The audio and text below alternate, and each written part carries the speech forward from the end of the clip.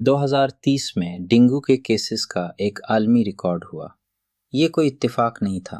زیادہ گرم درجہ حرارت کی وجہ سے ایڈیز مسکیٹو اب ایسی جگہوں پر زندہ رہ سکتے ہیں جہاں پہلے نہیں رہ سکتے تھے۔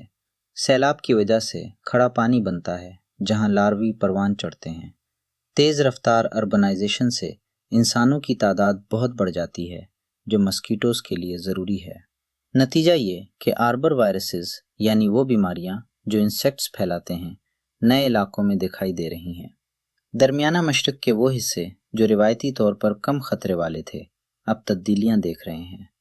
گاوی دونوں نے کہا ہے کہ کلائمیٹ ہیلتھ انٹیگریشن صرف تحقیقی رپورٹس میں نہیں بلکہ پالیسی کی سطح پر ہونا ضروری ہے۔ کمیونٹی کی سطح پر مسکیٹو کنٹرول ابھی بھی کام کرتا ہے۔ کھڑا پانی نکالنا، بیڈ نیٹس استعمال کرنا اور کیچ بیسنز میں لارویسائڈ لگانا، یہ سب ٹرانسمیشن کو کم کرتے ہیں۔